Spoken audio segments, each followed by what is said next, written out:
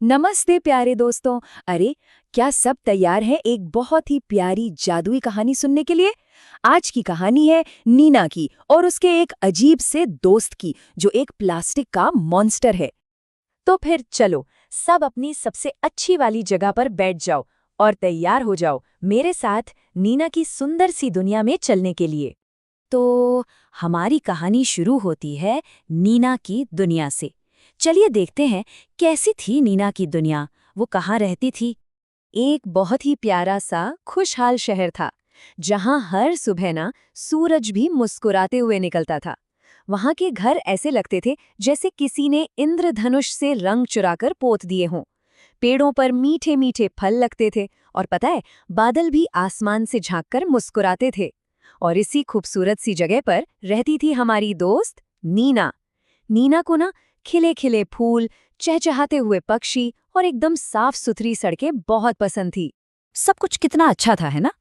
पर फिर एक दिन कुछ अजीब हुआ। शहर में एक अनोखा मेहमान आया। जानना है कौन था वो? चलिए देखते हैं। वो था अनोखा प्लास्टिक मॉन्स्टर। एक दिन की बात है, नीना पार्क में खेल रही थी। तभी उसकी नजर एक कोने पर पड़ी। वहां कुछ हिल रहा था। वो धीरे धीरे झाड़ियों के पीछे गई और झांक कर देखा। अरे, ये क्या है? जरा सोचो तो, क्या हो सकता है वहां? और जैसे ही उसने देखा, धड़ाम, एक जोर की आवाज हुई। ऐसा लगा जैसे ढेर सारी पुरानी बोतलें और प्लास्टिक की थैलियां एक साथ आकर टकरा गई हों। सामने जो खड़ा था वो था एक प्लास्टिक मॉन्स्टर।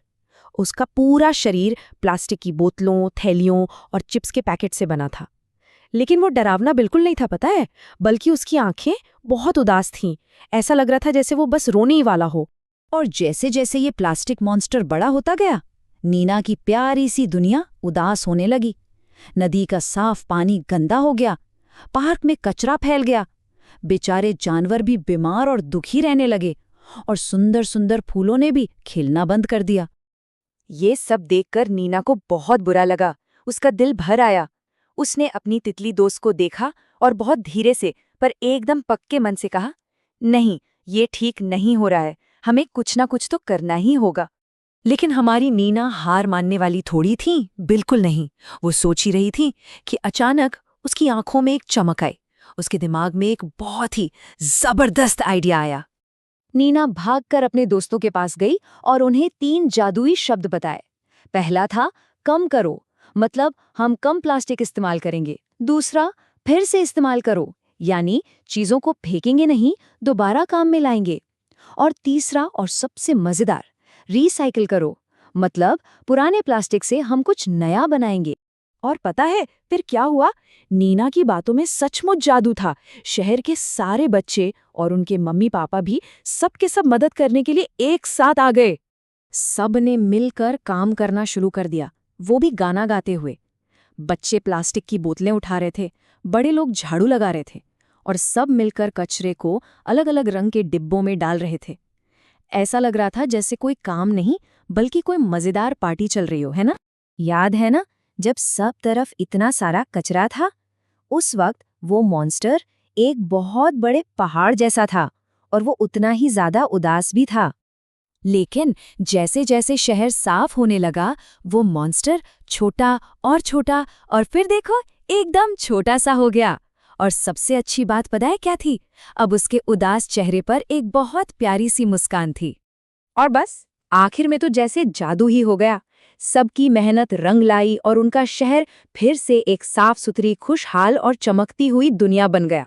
वो जो उदास मॉन्स्टर था ना, अब वो सबका प्यारा सा दोस्त बन गया था, एक हैप्पी हेल्पर। वो रिसाइकिल करने में सबकी मदद करता था। उसने खुश होकर सबसे कहा, इस प्यारी धरती का ध्यान रखने के लिए आप सबका बहुत बहुत शुक्रिया।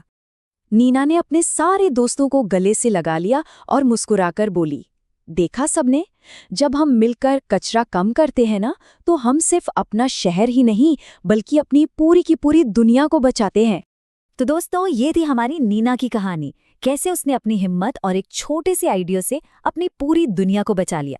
नीना की तरह हर कोई हीरो बन सकता है। अब है आपकी बारी। तो बस 3 बातें हमेशा याद रखनी है। कचरा कम करना है, अपनी धरती को साफ सुथरा रखना है और सबसे जरूरी बात, एक सुंदर दुनिया बनाने की शुरुआत हम सबसे ही होती है।